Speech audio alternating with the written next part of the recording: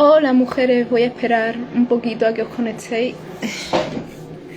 Bueno, un día un poco raro, un directo súper improvisado de un tema muy importante que quizá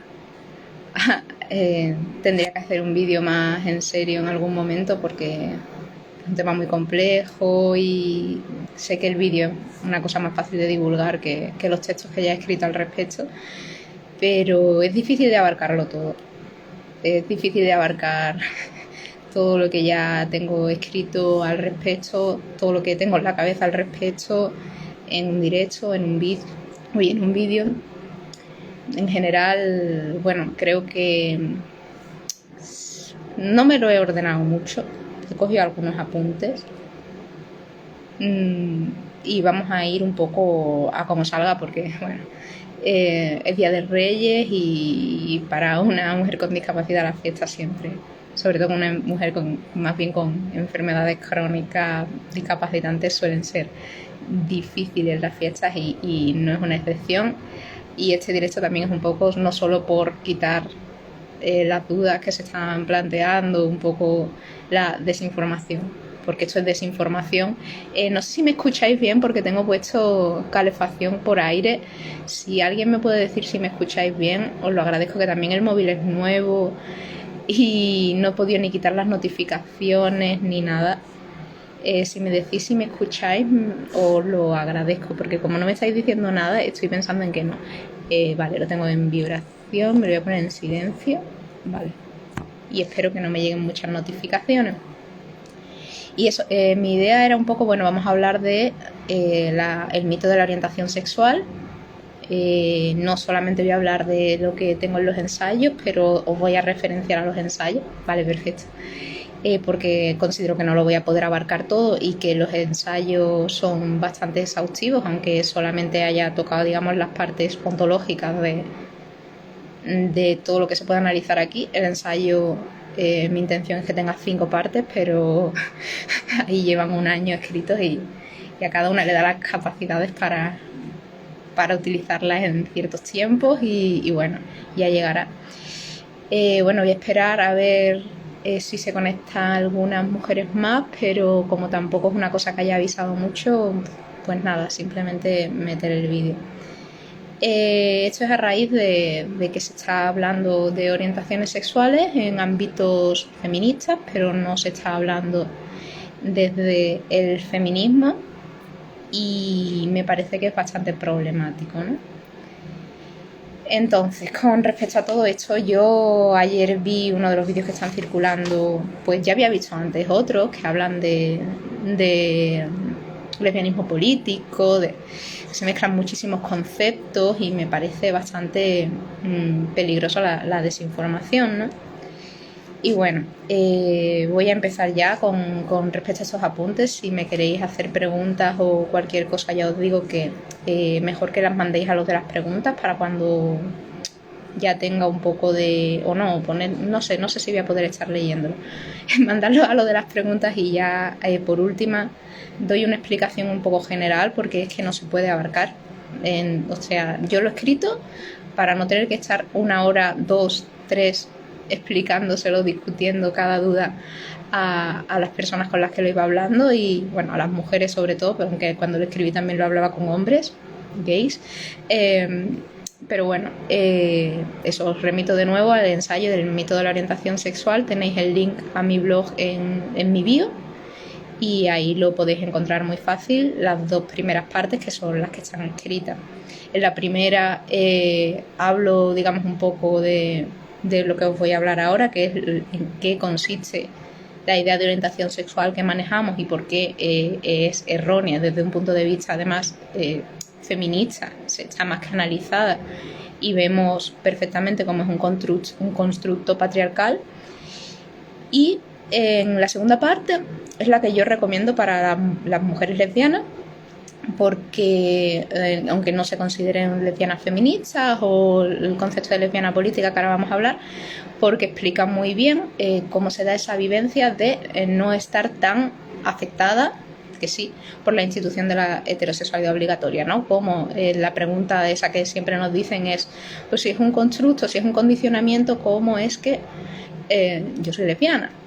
Bueno, entonces eso, las dos partes, la primera así muy para el público general, pero especialmente la segunda para las que somos lesbianas, creo que es lo mejor leerlo. Y bueno, como decía, espero vuestra compañía también para... de diferencias sexuales entre orientaciones sexuales. Uy, qué mal rollo. Hay muchos artículos, pero bueno, voy a hablar también de algunos, que lo quiero ampliar, esa primera parte con la evidencia científica que hay. Y después, si queréis hablar, si quiere FemPsique, hablamos de los sesgos comunes que suelen tener los artículos científicos que mezclan concepciones sociales con supuestos biológicos, y ahí está el problema metodológico. Según yo, al analizar los artículos siempre les encuentro fallos en el diseño, ¿no? Sobre todo por esas concepciones que meten. Pero bueno, lo de las diferencias cerebrales también tiene un recorrido importante, también lo han dicho las feministas. Pero venga, no me voy a enrollar más. Voy a comentar un poco las cosas que se están moviendo en el panorama feminista, ¿no? Sobre todo veo que hay que se está hablando desde el total desconocimiento, ¿no? Que no se conocen los términos más básicos siquiera. Esto ya lo hablaba hace un año en el artículo del mito de la orientación sexual, cómo se utiliza el concepto de heterosexualidad obligatoria sin darle... O sea, sin darle el fondo feminista que tiene, ¿no? Como institución. Tengo escrito un slide aquí en Instagram explicando lo que es una institución, un poco, lo que es la institución de la heterosexualidad obligatoria, porque muchas veces pues la remitimos como a que a las lesbianas les obliguen a ser heterosexuales, ¿no? Como si hubiera una esencia, que ahora voy a hablar del esencialismo, y no es eso.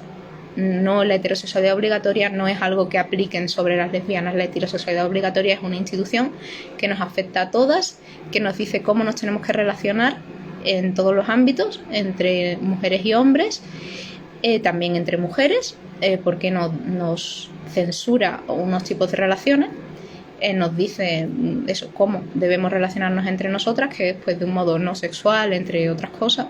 Bueno, también aquí se puede definir lo que es sexual, que varía según la cultura, pero no voy a entrar ahí porque eso da para no para un ensayo, eso da para unos cuantos de libros, definir lo que es sexual culturalmente.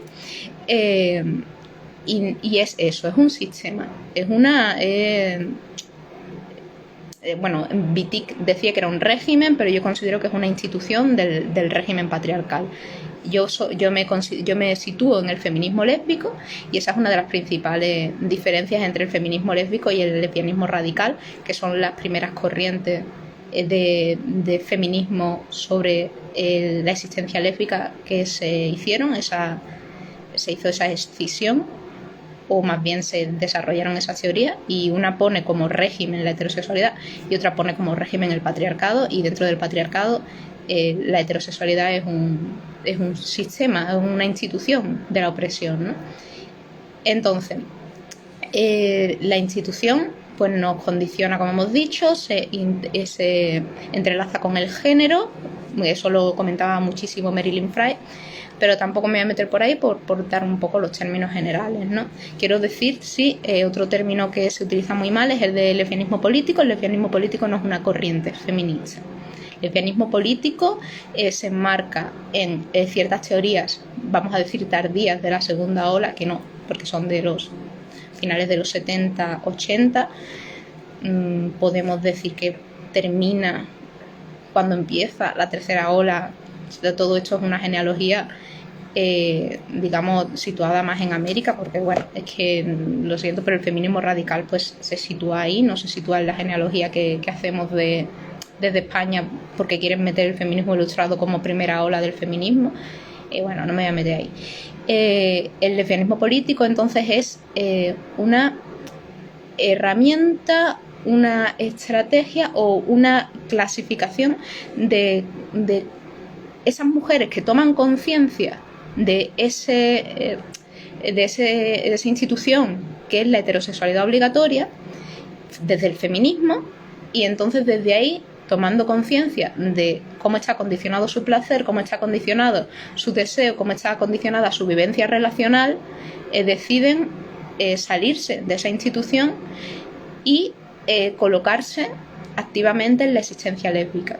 ¿Qué pasa? Hay muchísimas mujeres que ya están en la existencia lésbica sin hacer ese acto de partir de lo político, de lo personal político, del análisis feminista radical, para ser lesbianas. Muchísimas mujeres ya lo eran, no son lesbianas políticas, ¿no? Son lesbianas.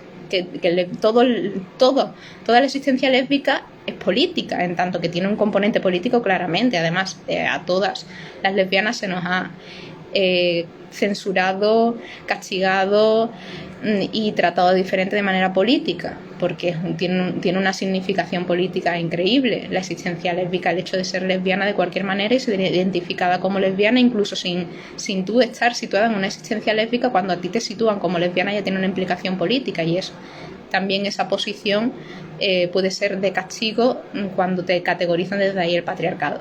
Pero bueno, o sea, tiene una gran significación política ser lesbiana, y ahí también Wittig se metía brutal cuando decía que era otra categoría completamente distinta de mujer, de manera sociopolítica, ¿no? Pero bueno, paso ya de meterme en la paranoia filosófica y vamos a la paranoia ontológica.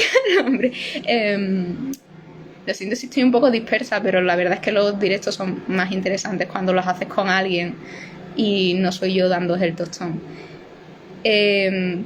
Bueno, para empezar es eso, sí, muchos corazoncitos cuando digo que doy el tostón, me parece bien. Para empezar eso, que las mujeres que están hablando de esto pues ya nos están desinformando, en tanto que no hablan bien de los conceptos. No somos una corriente de el lesbianismo político. Yo me sitúo en el feminismo lésbico, y sobre todo muchas mujeres que están haciendo ahora activismo porque se conozca el feminismo que versa sobre la existencia lésbica, son lesbofeministas, que es una corriente que nace en Abya Yala y es más reciente. Entonces se basa también en el feminismo lésbico e incluso en el lesbianismo radical, pero tiene su desarrollo propio. A ver, entonces vamos a hablar ya de por qué es un constructo. Se está hablando de que no se sabe si es un constructo o no, de que no se sabe cuánto es biológico y cuánto es construido. Bueno, a mí me parece que... A ver, tengo cosas aquí apuntadas. Bueno, tengo apuntado que se habla mucho desde la creencia. Las creencias están ya muy condicionadas en el patriarcado. Las creencias están... básicamente es un pensamiento no revisado. Lo que tenemos, una creencia. Pues un pensamiento que no hemos llegado a él a través del razonamiento, de eso, no está examinado, ¿no? El patriarcado nos ha inculcado muchísimas creencias, y esta en concreto pues nos define muchísimo, porque va a definir cómo nos vamos a relacionar con el patriarcado, qué tipo, con los hombres, perdón, bueno, análogo, hombres y patriarcado, qué tipo de relaciones vamos a desempeñar, qué tipo de... Uy, no he mirado la hora, creo que era -5. Cuando sea una hora me avisáis, aunque me suena que ahora son 2 horas, no lo sé, por eso me avisáis cuando sea una hora y así se queda guardado, porque es la intención que se divulgue un poco. Entonces, me pierdo, perdón. Bueno, es un constructo, vale, eso, nos vamos a poner ya. Claro, que yo decía que es un acto de fe, pensar, o sea, situarnos directamente desde la intuición que nos da el patriarcado en la narrativa de la orientación sexual, es decir, que es biológico, que se nace con ello y que es fijo, es decir, que lo crees porque lo sientes, es realmente porque estás rodeada de un montón de narrativas que te dicen esto. Además, hay un montón de sesgos de confirmación, de sesgos cognitivos alrededor de esta creencia, que la verdad es que son potentes, ¿no? Y bueno, yo los analizo mucho en el ensayo. De verdad que este vídeo no va a cubrir todo lo que yo digo en el ensayo, y prefiero que lo leáis, que me han dicho que es complejo, y bueno, pero creo que vale la pena leerlo, porque también me han dicho muchas mujeres que les ha aclarado muchísimas cosas. Entonces, si podéis, os lo leéis, gracias.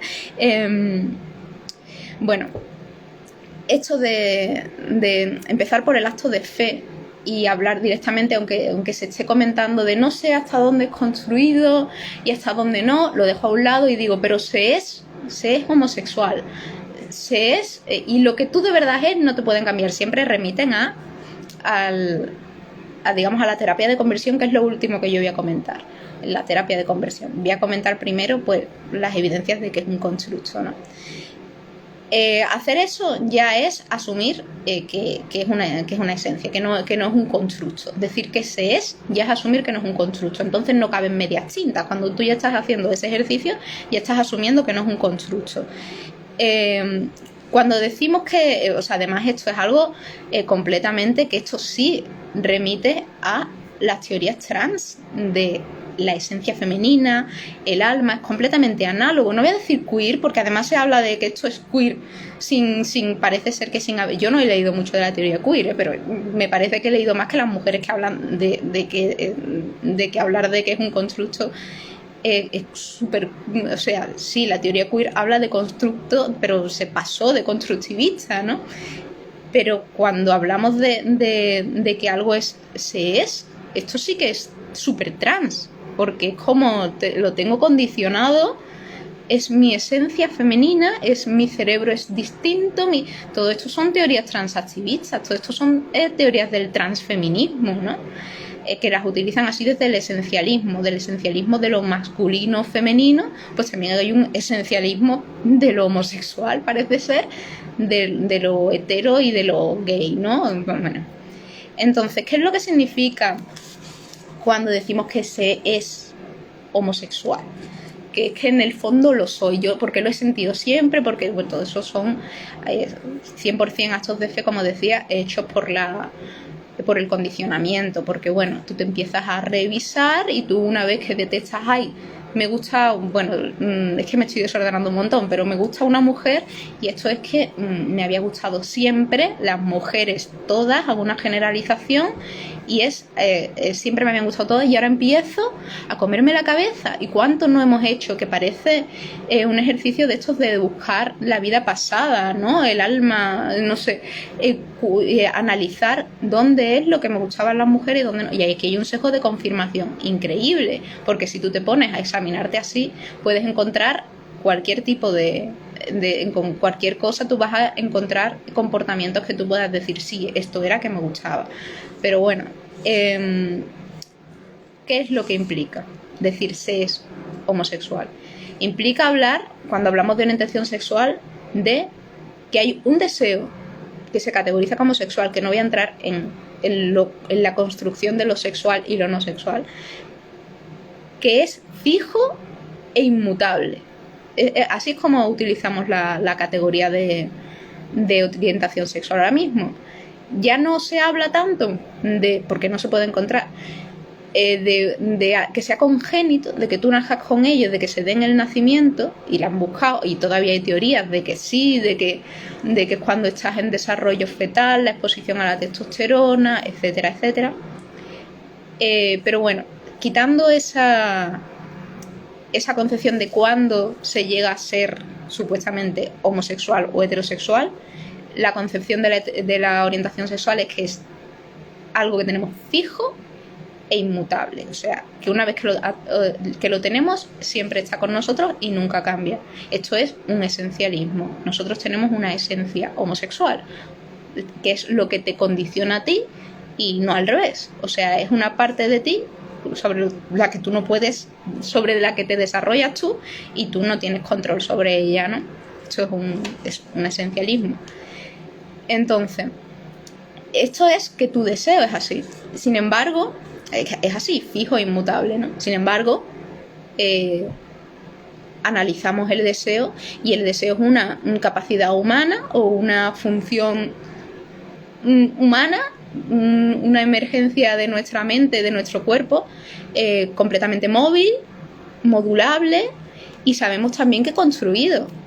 Bueno, y aquí es que como feministas sabemos cómo nos construyen el deseo, cómo nos construyen el deseo hacia el deseo pues de ciertos tipos de relaciones, el deseo hacia ciertos tipos de hombres, el deseo hacia prácticas como el sadomasoquismo, el BDSM, todo lo que vaya con respecto a nuestra subordinación, el deseo de atención. Todos esos deseos son condicionables. Además, el deseo sexual lo vemos que según la época cambia. Entonces hay una modulación cultural increíble según la época y evidentemente según la cultura, el lugar, pero como nosotros tenemos normalmente más conciencia de nuestra cultura, porque así de incultos somos en general, voy a hablar de la época. En la época, según la época cambia, según el periodo histórico cambia lo que es deseable y lo que no es deseable.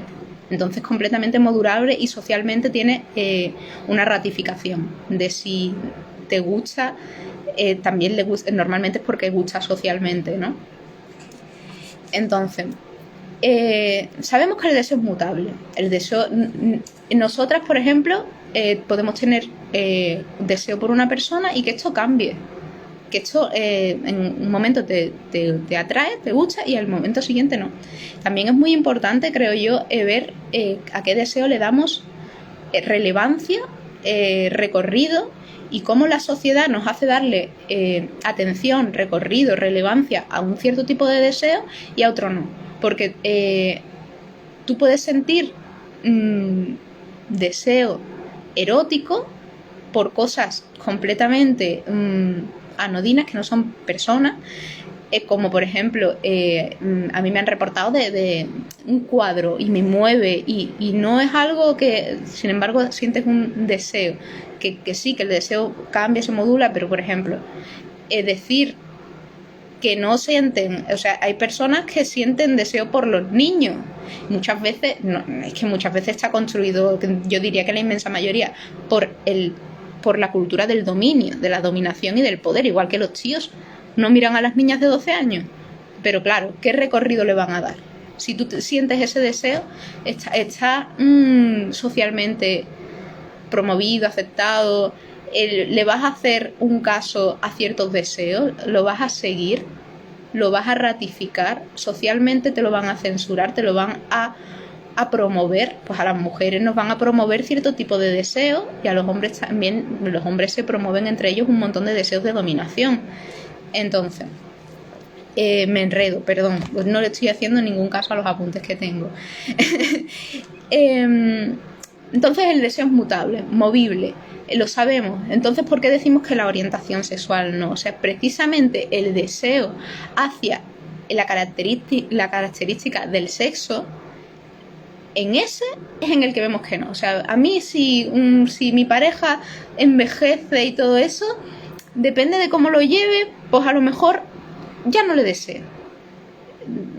Hay características que, o sí, a lo mejor envejece y le sigo deseando, tiene un cuerpo completamente distinto y mi deseo cambia, el deseo se va aprendiendo, se va modulando, tiene muchísimas vertientes emocionales detrás.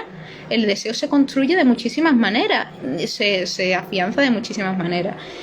Entonces, y eso, que un día te gusta una persona y al siguiente ya no te gusta, y es exactamente la misma, te puede atraer o no de un momento a otro.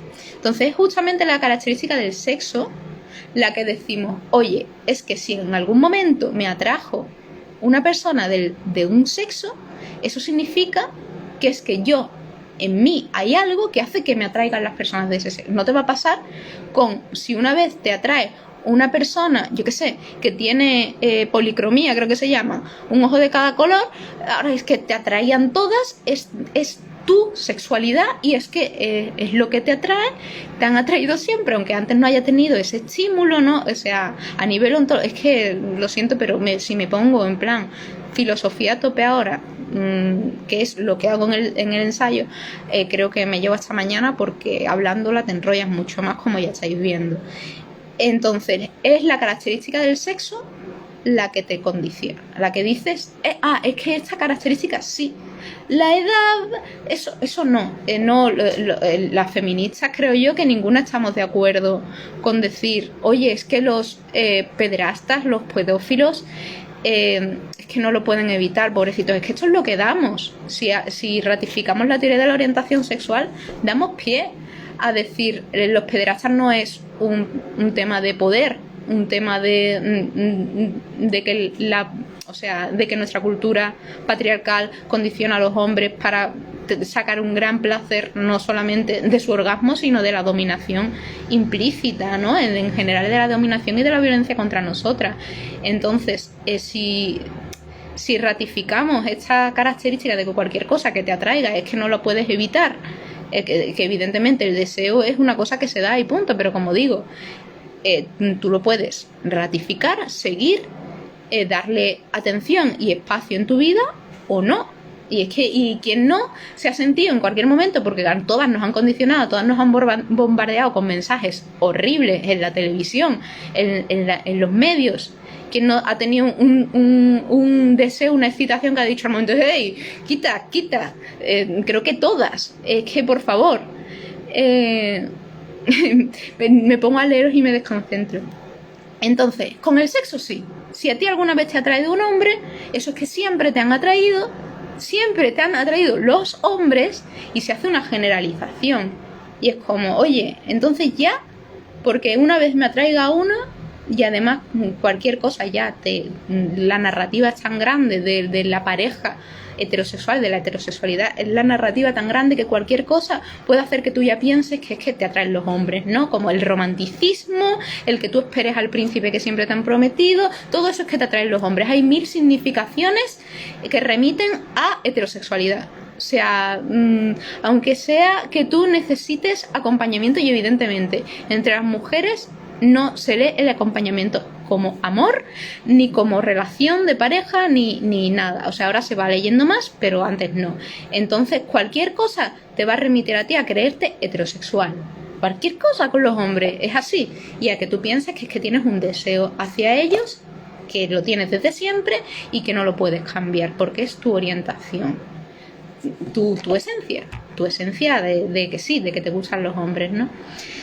Entonces, lo que decía, esto solamente pasa con el sexo, y eso solamente da pie a que pensemos que esto en realidad es intencional. ¿Por qué con el sexo? ¿Por qué precisamente con el eje de nuestra opresión? ¿Por qué precisamente a lo que hace que desde el feminismo está muy claro, ¿no? La diferencia entre los sexos ha sido lo que ha hecho que se nos reconozca como casta a la que oprimir. Entonces, sirve muchísimo pensar que estamos condicionadas hacia todos los hombres, que tenemos una necesidad de ellos para nuestro placer, para nuestra felicidad, para una vida plena, que te dicen siempre que es desde lo sexual, desde la pareja, o desde por lo menos que tú cumplas todos esos requisitos, que evidentemente, pues si alguna vez te ha traído un hombre, que ya os digo que eso puede ser cualquier cosa, pues, y hay un sistema entero para fomentarlo, ya eres heterosexual, no lo puedes evitar. Esto no lo puede evitar, que es que lo han dicho mujeres feministas, y yo he flipado. Es una creencia patriarcal totalmente, ¿no? Aquí tengo apuntado que Ruth Ginsburg, a ver, yo no pronuncio inglés nada bien, en este libro tiene un ensayito que habla de esta premisa, del no lo puedo evitar, aunque ella lo habla desde el análisis lésbico, ¿no? De cuando las lesbianas dicen, es que no lo puedo evitar. Y eso tiene muchísima connotación, ¿no? Ya os digo que para que nosotras digamos, como mujeres en general, no puedo evitar que me atraigan los hombres, como feministas vemos todo lo problemático que hay, porque es como, por ejemplo, ¿te gusta el BDSM? ¿Te gusta que te subordinen, que te peguen? No lo puedes evitar porque te gusta, pero sí lo puedes evitar. Puedes tomar conciencia, puedes hacer un análisis de lo que hay detrás, de cómo has llegado a eso. Y aunque te guste, te guste a corto plazo, ver todo lo que no te gusta en realidad de eso y hacer un análisis y ver qué realmente es agencia, es toma de decisión propia de que a ti te guste y que no es condicionado y que no juega en tu contra, ¿no? Entonces Ruth Ginsburg decía que la idea de que no lo podemos evitar, lo primero es que se debe descartar o se debe poner en cuestión porque esto contradice el testimonio de las lesbianas. Y es verdad, de muchísimas lesbianas son más las mujeres que remiten que no se corresponde con la experiencia el hecho de que no se pueda evitar, por ejemplo, el que te gusten los hombres, porque ellas lo han evitado. O sea, ellas han estado ahí en el no lo puedo evitar y han tomado conciencia y han dicho, oye, no, ya está. Y les han dejado de gustar los hombres. Yo creo que todas, o sea, la inmensísima mayoría, en algún momento hemos pensado que nos gustaban los hombres, aunque también hayamos pensado de algún modo que nos gustan las mujeres. A mí me parece muy problemático cuando se habla de desde que tengo acto de conciencia o razón de, yo qué sé, siento que estoy atraída sexualmente por los hombres, perdona. O sea, yo aquí flipo. ¿Por qué? Porque una niña, yo con 3 años ya decía que tenía novio. ¿Yo qué voy a saber lo que es una atracción sexual con 3 años? Vamos a ser sinceras. Somos unas crías y ya nos están metiendo la idea del novio. La idea de que la pareja se hace así. Buguay hablaba de esto, de que la niña imita, ¿no? De que todos, o sea, cuando empezamos, nuestro modo de relacionarnos con el mundo es a través de la imitación, y las figuras que tenemos alrededor son heterosexuales. Son la madre y el padre, porque vivimos en una familia nuclear y vivimos en una sociedad patriarcal que tiene la institución de la heterosexualidad obligatoria. Entonces la inmensa mayoría, y aunque no sean nuestros, o sea, incluso si tenemos madres lesbianas, vamos a ver en un montón de la cultura de los ejemplos la heterosexualidad. El que a ti te tiene que... Lo normal es que te gusten los niños como mujer. Entonces las lesbianas, muchísimas mujeres, cuando toman conciencia, son las que dicen, oye, no, yo me creí la mierda que me ha contado el patriarcado, pero oye, que no, que yo estaba situada en esa institución, me consideraba heterosexual y después no. Eso tiene que ser una razón fuerte para decir que sí se puede evitar. O sea, muchas mujeres lo han evitado. Otra, que la saca del análisis que hace Marilyn Frey, es que el hablar de que no se puede evitar, pues sobre todo en el caso de las lesbianas, deja en el aire la asunción de que si se pudiera elegir, no seríamos lesbianas. O sea, que es el modelo que utilizaron los hombres gays, ¿no? Esta idea de que es que no lo podemos elegir y eso es lo que nos excusa, es como una disculpa ante el modelo imperante, ¿no? De no, oye, es que somos así, no podemos hacer nada, no nos responsabilicéis de cuando, como lesbianas y sobre todo desde el feminismo, se coge esta posición, esta postura de elegir, de ser lesbiana, de sí poder evitarlo, como algo que nos llena, nos afirma a nosotras, ¿no? O sea, a mí me afirmó muchísimo cuando yo me encontré enamorada de una chica, pese a todo el condicionamiento que yo tenía, porque yo esto lo tengo escrito. Aquí, bueno, en mi blog también está, pero lo tengo aquí en Instagram entero subido, ese texto que lo publiqué en Politic. Yo no quería besarla. Yo decía, no, mi primer beso tiene que ser de verdad, tiene que ser con un hombre. Y sin embargo, después, con todas esas dudas y con todas esas mierdas que nos meten, como extra de mentira, ¿no? Yo dije, oye, que no, ¿qué dices? Que esto que yo estoy viviendo tiene un valor increíble, ¿y cómo me voy a decir yo a mí que no? Y yo me afirmé como lesbiana. Yo me afirmé yo tenía claro, lo que tuve claro después de esa relación es que yo podía amar a una mujer. Y yo no había tenido novio, yo no sabía si los tíos sí o no. Ya eso fue después que dije, mira, no valen la pena, me he pegado tantos palos con que esos seres me traten de tú a tú, con un poquito de respeto, cualquier cosa, no vale la pena echar mis energías ahí, para nada. Pero yo me afirmé como lesbiana, yo me afirmé como amando a las mujeres, porque eso era algo completamente mío. No mío, sino es que el amor te afirma, y una relación así igualitaria como se tiene con una mujer, una relación es una relación que te afirma. Y desde el feminismo no creo que podamos encontrar relaciones más plenas que entre mujeres. No sé. Entonces muy feo el no puedo evitarlo, porque es que está ahí esa capacidad. Bueno, voy a hablar de por qué es de todas las pruebas que tenemos, de que es un constructo, cuando no tenemos pruebas de que sea algo biológico e innato. No hay nada. A ti te hacen cualquier tipo de análisis y no pueden. Primero, que no se puede predecir quién va a ser heterosexual o homosexual.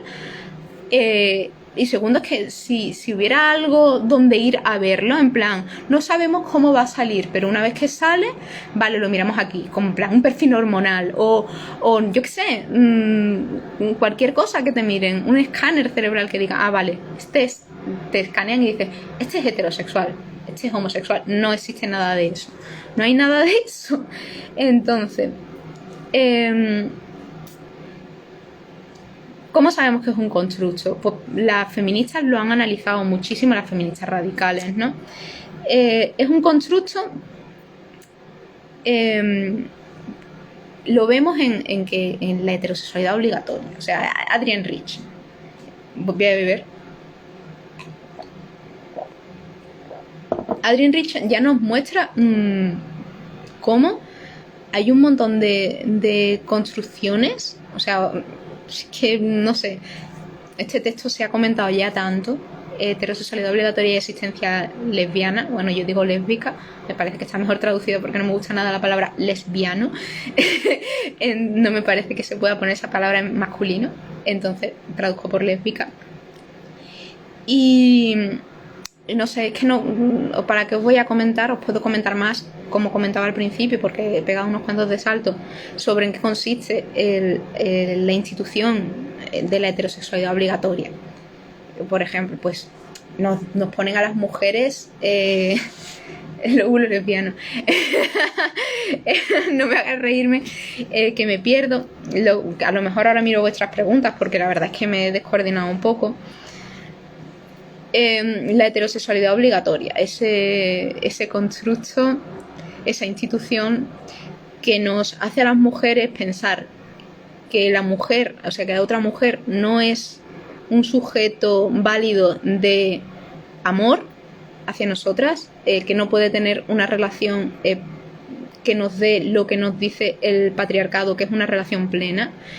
Porque con ella no vamos a desarrollar la familia, con ella no vamos a tener hasta hace poco pues el matrimonio, que es también pues un requisito realmente familiar, no es un requisito, el matrimonio es un requisito para que tú hagas tu familia nuclear y le des servicios a los hombres, ¿no? El matrimonio, si miramos su genealogía, realmente es el reparto entre los hombres de las mujeres, es una división de lo público y lo privado con respecto a las mujeres. Cuáles son las mujeres privadas, ellos se las reparten y se las meten en la vida privada, y cuáles son las públicas, ¿no? Que son, pues dejan ahí a las prostitutas, pero se han hecho un reparto de las mujeres, y eso es el matrimonio, básicamente. Entonces, bueno, también hay muchísimas críticas al matrimonio como institución, que es una institución que puede ser previa a una heterosexualidad obligatoria tan rígida como la que tenemos nosotras, que es a través de este concepto ahora de las orientaciones sexuales. Apuntalan en Occidente, cuando las mujeres empezamos a tener un poco de libertad de decisión y libertad sexual, lo que es la heterosexualidad obligatoria. ¿Qué hora es? Porque no lo puedo mirar porque se me ha roto el ordenador. Tengo un día si me decís la hora que es, porque no sé, yo empiezo a hablar y no tengo noción del tiempo porque no se me quede esto sin guardar. Os espero un poco. Bueno, ¿qué más? Es que, bueno, sobre todo es eso, deciros que lo que decíamos al principio, que la heterosexualidad obligatoria no es algo que solamente, afecte a mujeres lesbianas, sino que afecta a todas las mujeres. Es como nos enseñan a relacionarnos entre mujeres y hombres, es como buscamos la atención masculina, es como buscamos relacionarnos, cómo hacemos el concepto del amor, el concepto de sexualidad también, y un montón de conceptos, ¿no? Entonces, el feminismo ha analizado cómo se han hecho esas construcciones, de cómo la mujer se le ha enseñado a depender simbólicamente, se le ha enseñado a no concebirse sin el hombre, porque además el hombre aparte le estaba metiendo un dominio material, físico, que era increíble. Pero cuando las mujeres empezamos a tener emancipación, cuando empezamos a tener autoconciencia, porque no estamos tan sometidas a una violencia explícita, porque los hombres empiezan entre ellos con una pretensión de igualdad, y de que tenemos un contrato social y de que esto lo decidimos entre todos, ¿no? De que esto no es la ley de la jungla, Hobbes y tal y cual. Entonces pues las mujeres ya, tienen que disimular para entre ellos, pues también por el lobby de las mujeres, ¿no? Eso sí es el feminismo ilustrado, que las mujeres tienen conciencia de que no les puedes someter a según qué violencia explícita. Entonces hay que desarrollar un sistema de creencias para que las mujeres sigan igual de condicionadas al hombre y proporcionándole todos los servicios sexuales, de cuidado, etcétera, y de reproducción que ellos quieran, pero como que se crea que ella es agente, ¿no? La libre elección, que ella se sienta conforme, parte, y que no lo puede evitar, que es la naturaleza. Al final son de nuevo discursos de la ley natural, ¿no? Y bueno, súper modernista todo, súper no sé, es que me parece como súper arcaico que no veamos esto desde el feminismo, y esto es la heterosexualidad obligatoria, ¿no? Y que se fomenta ahora, ya que se cimienta del todo con el mito que nos dan ahora, para que ya nos lo creamos del todo, que no lo puedo evitar, pero además es que me gusta, porque ahí es donde obtengo el placer, y no concibo que se pueda obtener ni el placer ni la relación plena, que evidentemente asocio con matrimonio, hijos, pareja, etcétera, en otro sitio que no sea de heterosexualidad. Tú podrás, yo concibo que haya personas que lo que les pasa es que no lo pueden evitar, que les gustan las mujeres, que las mujeres evidentemente no te van a dar lo mismo que el hombre, eso está muy claro de fondo, que no es pleno, por eso muchas mujeres se quedan en la heterosexualidad, pero bueno, es que no lo puedo evitar, es mi orientación sexual. Evidentemente esto no pone en peligro el sistema de los hombres, porque todas nos vamos a creer que nuestra orientación sexual es heterosexual de base, muy pocas excepciones van a haber, poquísimas. Entonces nunca vamos a salir de esa concepción, porque ya nos han atraído los hombres. Ya os he dicho que hay muchas maneras de que creamos que nos atraen, desde que veamos el cuento de Disney.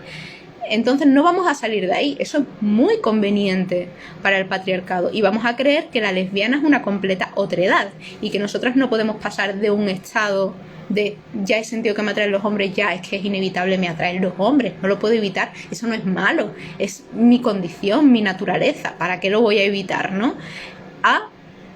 Voy a examinarlo, no, eso no. O sea, no se puede pasar a ser lesbiana bajo el concepto de la orientación sexual, cuando al final tú tomas una conciencia y dices, me han condicionado para que me gusten así, de esta manera, y justamente los hombres, y en general creer que porque en algún momento me ha traído un hombre, me tienen que atraer los hombres y siempre lo van a hacer. Todo esto sirve para el patriarcado. Todo esto es una construcción. O sea, hay muchísimas evidencias de que es una construcción, pero no hay evidencias de que sea algo innato, mucho menos genético. De hecho, el último estudio que se hizo a nivel genético fue muy gracioso, porque es el mayor estudio que se ha hecho, ¿no? Buscando, digamos, rasgos comunes en las personas que tenían comportamiento homosexual, porque en ciencia la figura del homosexual es muy difícil de definir, porque no es empírica, porque tú no puedes hacer esa empiria de un... O sea, porque no hay dónde mirarlo, lo que decía antes, no hay un objeto que tú observes y digas, si es A es homosexual, si es B es heterosexual. No lo hay. Entonces, ¿cómo seguían los estudios? Pues por comportamiento homosexual, ¿no? Comportamiento homosexual no categoriza, porque es cambiante, porque es móvil, y puede ser cualquiera, ¿no? También bisexual, lo que consideran las orientaciones sexuales, bisexual, ¿no? ¿Y cuáles eran los únicos rasgos a los que llegaba al final este estudio? Que ya os digo que es el más grande que se ha hecho, que es el que dice, la conclusión es no hay, un componente genético claro. Evidentemente los genes tienen un efecto, y ahora os voy a decir cuál es el efecto, ¿no? en esta muestra que se hace, que digamos que es una fotografía de cuál es el estado de las personas que se declaran como que han tenido un comportamiento homosexual. Los rasgos eran muy significativos, rasgos relacionados con la toma de riesgo y la apertura a la experiencia. En general eran rasgos que lo que te pueden predecir es que tú vas a ser una persona que se salte las normas socioculturales, que no las siga de manera rígida. También estaban relacionados con, por ejemplo, el uso de cannabis, un montón de conductas, digamos, de no hacer caso a las normas rígidas socioculturales. Entonces, claro, si esto no es definitorio, no es todas las personas que tienen estos rasgos son homosexuales, sino si tienes estos rasgos es más fácil que hayas tenido un comportamiento homosexual. ¿Por qué? Porque básicamente has transgredido las normas sociales. O sea, evidentemente las personas que transgredimos las normas sociales, que no estamos tan condicionados, porque hemos tenido un mal condicionamiento, avisadme cuando sean -10, porque empecé a -5, ¿vale? Gracias. Las venimos transgrediendo, las normas sociales,